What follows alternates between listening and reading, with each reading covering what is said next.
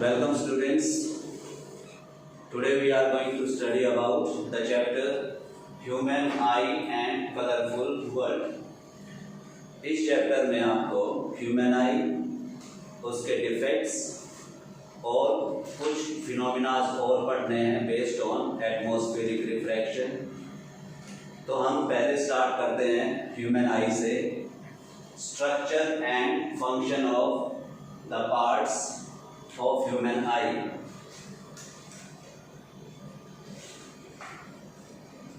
Structure and function of the parts of human eye। तो सबसे पहले we should know human eye is a natural optical instrument। Optical instruments are those instruments which work due to light. For example, telescope, microscope, they are optical instruments. Camera is optical instrument. In the same way, human eye is optical instrument, but it is present in nature, so it is natural optical instrument. It acts like camera. Acts like camera. Diameter of human eye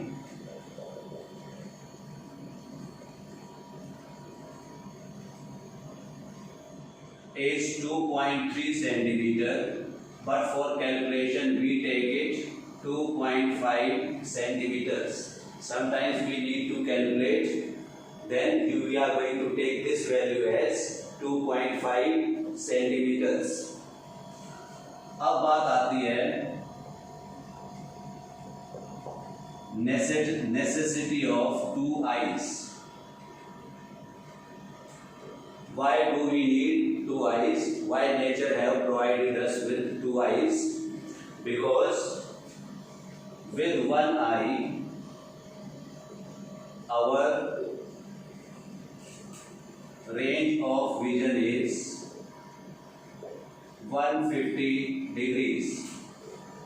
एक आंख से हम 150 degrees तक देख पाते हैं, but due to presence of two eyes, with two eyes we can see 180 degrees. तो first ये बात है आपकी, दो आंखों की जरूरत क्यों है? क्योंकि एक आंख से 150 डिग्री देख पाते हैं और दो आंखों से हम 180 डिग्री का व्यू ले सकते हैं। दूसरी चीज यहां पे आती है to get 3D view of objects. जिन ऑब्जेक्ट्स को हम देखते हैं, दो आईज होने के कारण हम उसका 3D व्यू ले सकते हैं and we are able to जज the exact size, shape and distance of the object। हम उसका साइज, शेप और डिस्टेंस उसको बिल्कुल अच्छे से ऑब्जर्व कर पाते हैं। एक आंख से ये पॉसिबल नहीं होता है। उसके बाद हम चलते हैं स्ट्रक्चर पे। यहाँ पे मैं एक डायग्राम बनाता हूँ तुम्हारे लिए।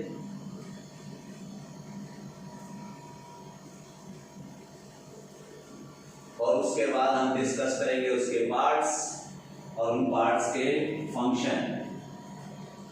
सबसे पहली बात, I has got 3 layers.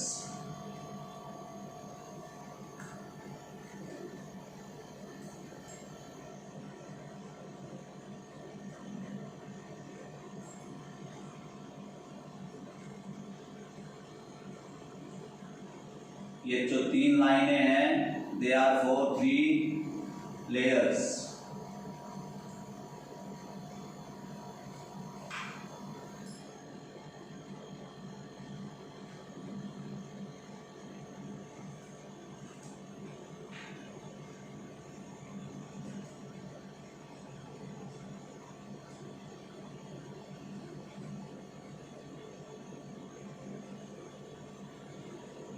This is the diagram of human eye. First is, it is three layered.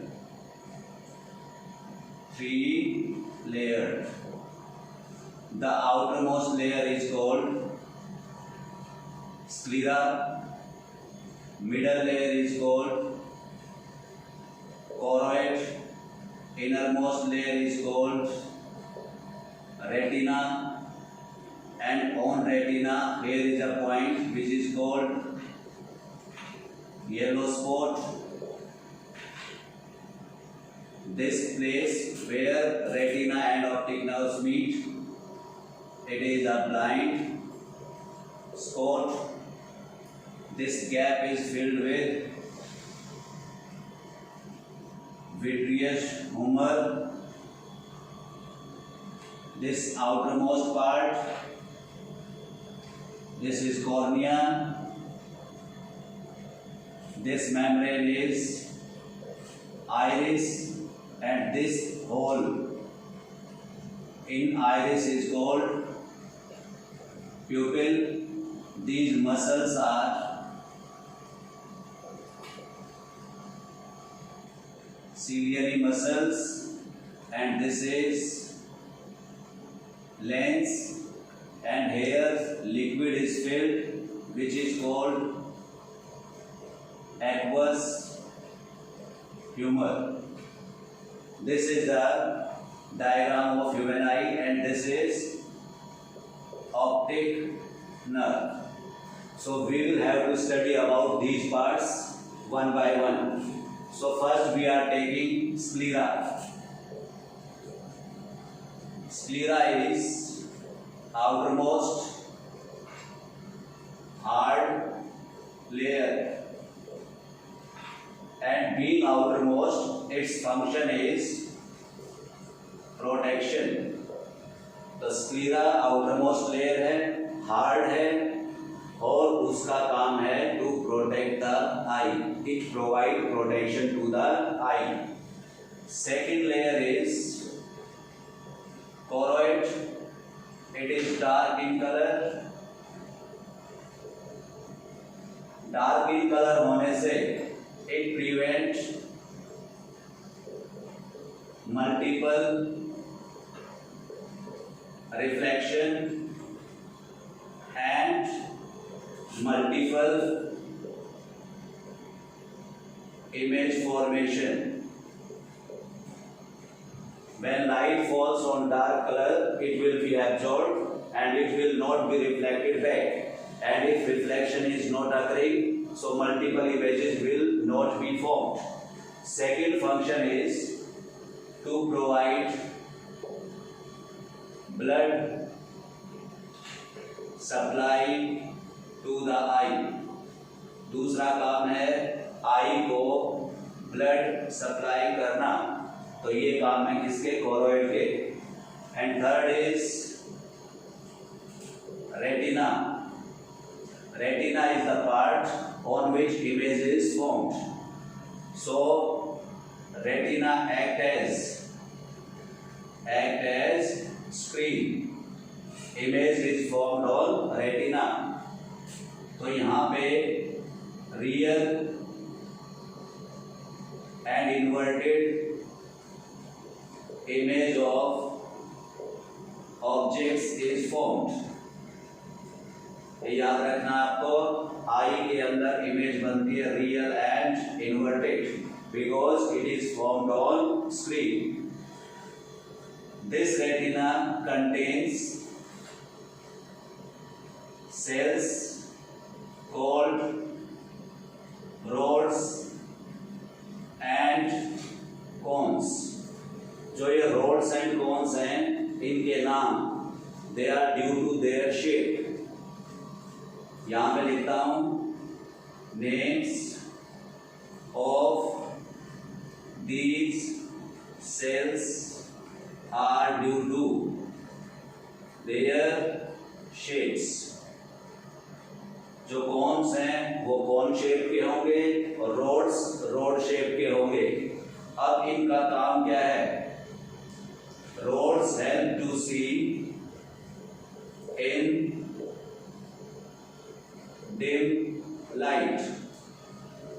when sun goes down and we are able to see, rods are helping us to see in that dim light.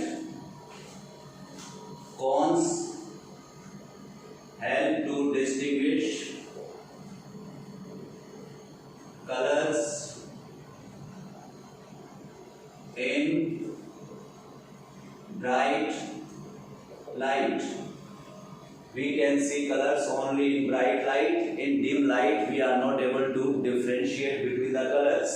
तो वहां पे आपकी help करते हैं cons. जो roads हैं night birds में, night birds like owl, उल्लू, उसकी आंख में रोड्स आर मोर. तो night birds nocturnal which can see in darkness, उनकी आईज में क्या होता है, रोड्स ज्यादा होते हैं एज कंपेयर टू कोन्स. और एक एनिमल और है कॉक, सुबह 4 बजे उठ के बोलता है, सुना होगा आपने. It's eyes has more cones than rods. इसकी आंख में कोन्स ज्यादा होते हैं और रोड्स कम होते हैं. That's why chicken, hen, cock, they are not able to see in dark.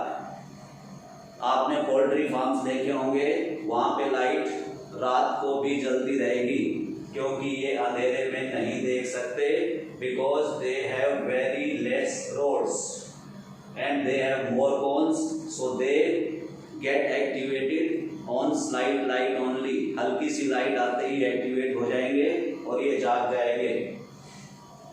उसके बाद एक चीज और लिख रहा हूं मैं यहाँ पे, different cones for different colors. जैसे हम बहुत सारे कलर्स देखते हैं तो हर कलर के लिए अलग अलग कोन्स होते हैं. उसके बाद नेक्स्ट पार्ट पे चलेंगे. यहां पे मैं इसको रब कर देता हूं.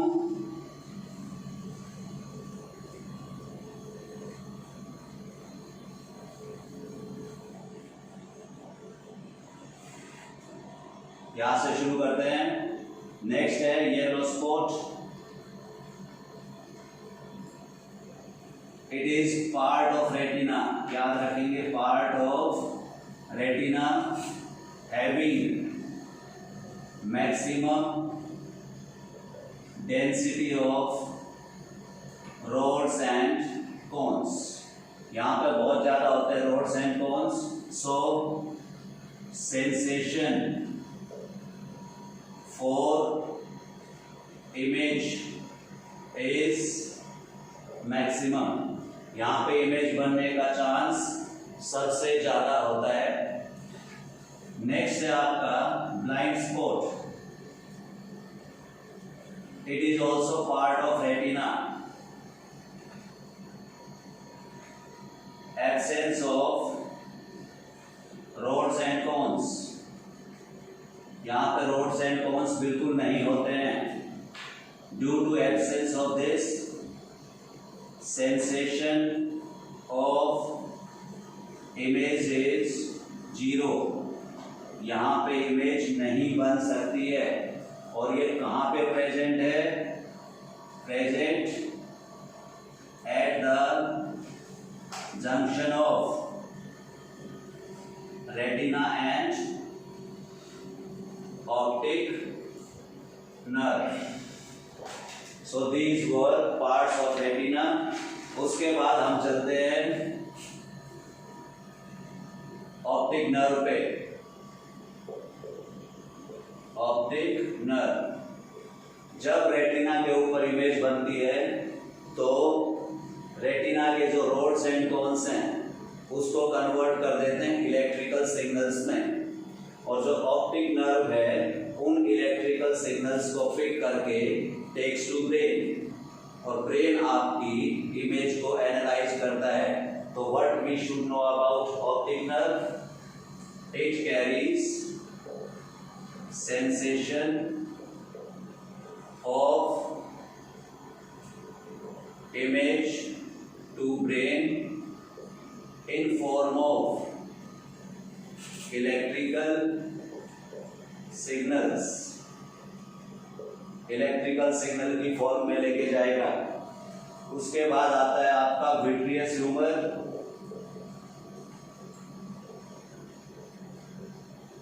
विट्रियस ह्यूमर है आपका jelly like substance, it is jelly like substance। कहाँ पे प्रेजेंट है? behind lens and between lens and retina। you can write it like this, jelly like substance between lens and retina। ये क्यों है, क्या function है इसका? सबसे पहला, protect eye from atmospheric pressure। second, help in refraction। आई के अंदर भी रिफ्रैक्शन होता है, बेंडिंग ऑफ लाइट होती है, तो विट्रियस ह्यूमर का भी उसमें एक रोल होता है। और थर्ड है एक्ट एज शॉक एब्जॉर्बर। हम भागते रहते हैं, गिर जाते हैं, उठते रहते हैं, बट जो झटके लगते हैं, शॉक्स लगते हैं, वो हमारी आईज को पता नहीं चलते। तो कौन बचाता है हमें? Vitreous humour. और इसी के साथ में एक्वस ह्यूमर को भी कर रहा हूं साथ में, aqueous humour, because it is also jelly like substance। again jelly like substance present between cornea and lens। इसके भी बहुत सारे यही फंक्शन है। एक तो लिख देता हूं मैं मेन, हेल्प इन रिफ्रैक्शन, सबसे पहला काम ये है। दूसरा है prevent lens from getting dry, lens को सूखने से बचाएगा। और उसके साथ protect eye from atmospheric pressure and act as shock absorber also। तो ये दोनों विट्रियस ह्यूमर और एक्वस ह्यूमर दोनों जेली लाइक सब्सटेंसेस हैं और दोनों के फंक्शन नियरली सेम हैं, बट इनकी पोजीशंस अलग है। तो this was about humours which are vitreous and aqueous. उसके बाद नेक्स्ट पार्ट पे चलते हैं हम, कॉर्निया पे।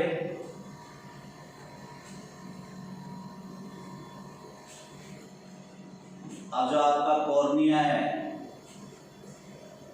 It is transparent part. कौन सी लेयर का है? स्क्लीरा का। तो ये स्क्लीरा का पार्ट है, इट इज ट्रांसपेरेंट। और ट्रांसपेरेंट होने से act as window to the eye, allows light to enter the eye। तो ये विंडो जैसा काम करता है, इसके अंदर से लाइट अंदर जाएगी। उसके बाद we are taking iris. Iris is dark muscular membrane. ये जो डार्क मस्कुलर मेम्ब्रेन है, it provides colour to the eye. आपकी जो आईज हैं, some people have black eyes, some have blue eyes, तो वो कौन देता है आपको? आइरिस। आइरिस का कलर डिसाइड करता है कलर ऑफ द आई। इसका और क्या काम है? Control size of प्यूपिल। ये जो बीच में पार्ट दिख रहा है आपको, ब्रेक किया मैंने, आइरिस को बीच में से गैप दिया है, दिस गैप इज प्यूपिल। इस गैप को, साइज को कंट्रोल करता है। क्यों करता है control? Why it is needed, यहां पे लिखते हैं।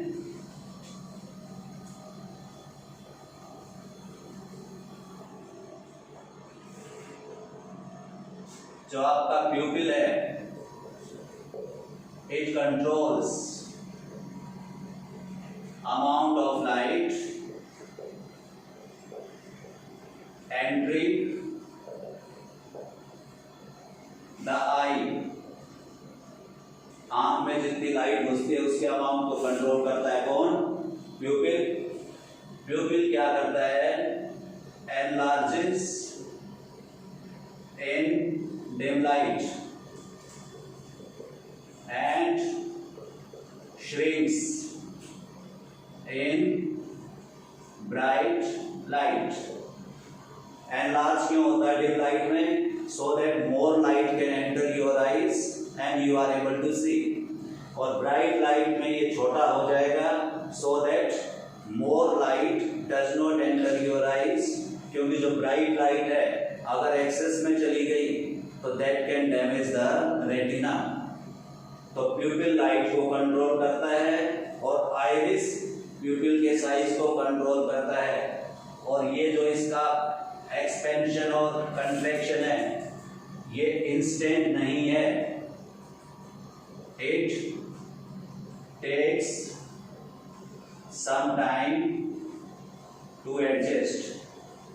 ये याद रखना, जैसे आप किसी अंधेरे कमरे में घुसते हो एकदम से सारी चीजें विजिबल नहीं होंगी, बट कुछ टाइम बाद your eyes adjust themselves and you are able to सी।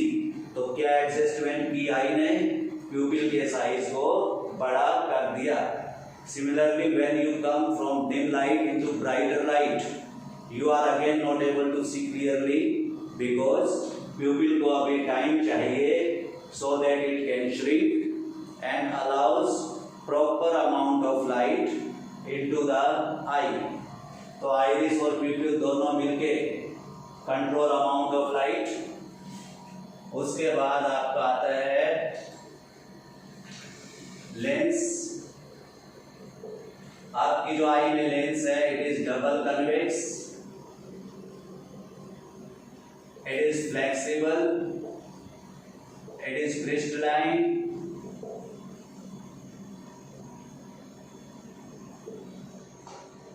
ये इस लेंस की प्रॉपर्टी है। और काम क्या करता है? Help in refraction and help to get, ये याद रखना, finer details of the image. जैसे हम कोई ऑब्जेक्ट को देखते हैं, फॉर एग्जाम्पल हम पेड़ को देखते हैं, तो पेड़ तो हमें दिखाई देता है बट डीपली उसकी जो फाइनर डिटेल्स हैं, शेप ऑफ द लीव्स और लीफ अलग अलग दिखना, that is due to lens. तो we say help to get finer minute details of the image. उसके बाद है ciliary muscles.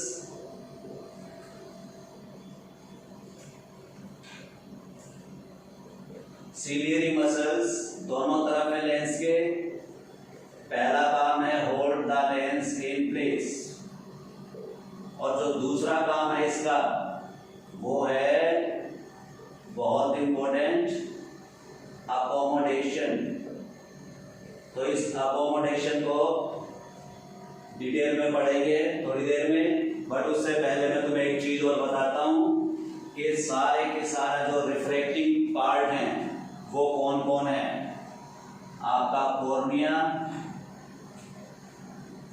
Aqueous humour, lens, vitreous humour, ये जो चारों हैं, ये आई के अंदर जो भी रिफ्रैक्शन होती है उसको ये पार्ट्स करते हैं। अब उसके बाद हम मूव करते हैं अकोमोडेशन पे। अब इस आई के डायग्राम की प्रैक्टिस कर लेना और अब मैं इसको पूरे को रब कर रहा हूं।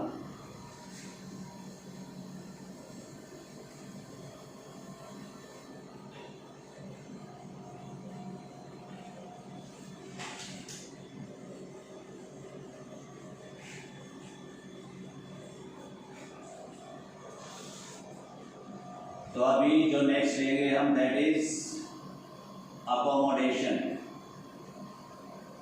देखो हमारे पास एक ही आई है और तुमने लाइट चैप्टर में पढ़ा था कि ऑब्जेक्ट डिस्टेंस अगर वेरी करता है तो इमेज डिस्टेंस भी चेंज होगा, keeping the focal length constant.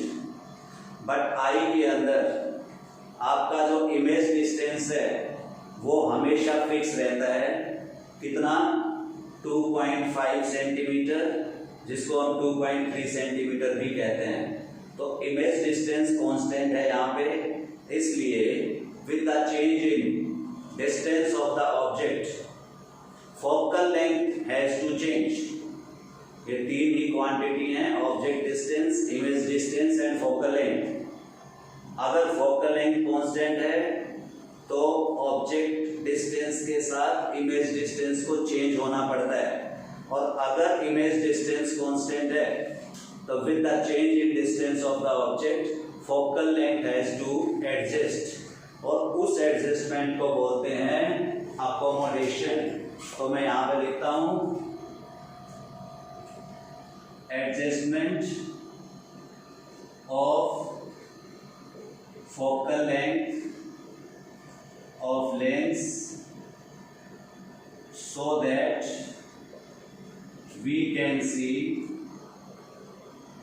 near and far away objects simultaneously। एक साथ हम दूर और पास की चीजों को देख सकें, इसलिए लेंस की फोकल लेंथ की एडजस्टमेंट जो होती है that process is called accommodation. तो यहाँ पे सिर्फ फोकल लेंथ की बजाय हम शेप भी लिख सकते हैं, adjustment of shape of lens, and this accommodation is done by ciliary muscles. अब कैसे हैं मसल्स जो है आपकी, every muscle of your body either contract और रिलैक्स। तो इसकी फंक्शनिंग में या तो कंट्रैक्शन होती है या रिलैक्सेशन होती है। तो when ciliary muscles relax, focal length of lens is more and we are able to see far। तो दूर की चीजें जब देखते हैं हम तो सिलियरी मसल्स उस टाइम पे क्या करेंगी, रिलैक्स, और लेंस की फोकल लेंथ क्या हो जाएगी, ज्यादा। और जब ज्यादा होती है फोकल लेंथ तो उस टाइम पे कर्वेचर इज लेस। जो कर्वेचर होगा that is related to its shape. तो lens becomes more like straight और उसका कर्वेचर हो जाएगा कम। उसके बाद when ciliary muscles contract, focal length है becomes less, curvature becomes more, and we are able to see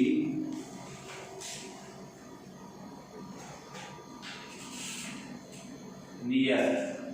तो जब हमें नजदीक का देखना है उस टाइम पे सिलियरी मसल्स कंट्रैक्ट करेंगी। So this is how accommodation is done. उसके बाद परसिस्टेंस ऑफ विजन।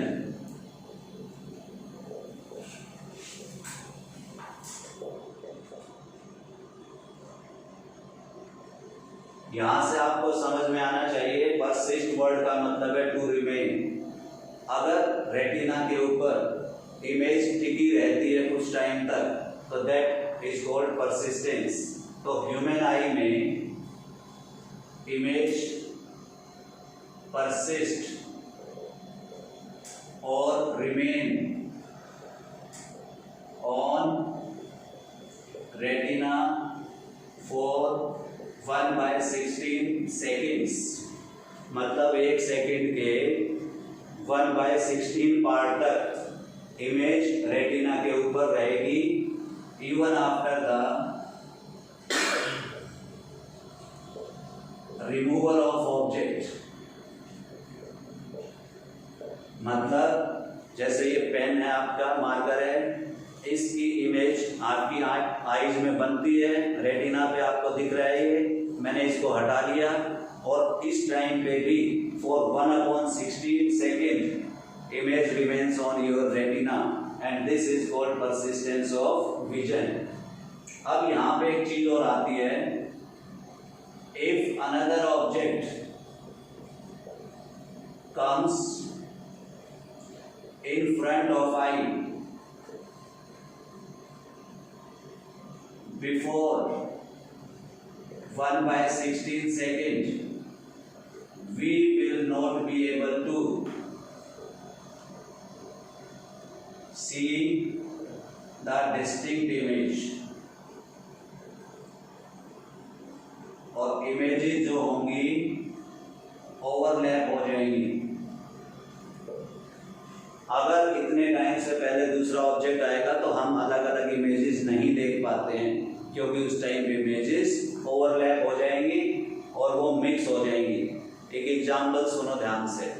जो फैन होता है, फैन में नॉर्मली 3 ब्लेड होते हैं और जब वो रेस्ट पे होता है तो we are able to see 3 blades distinctly.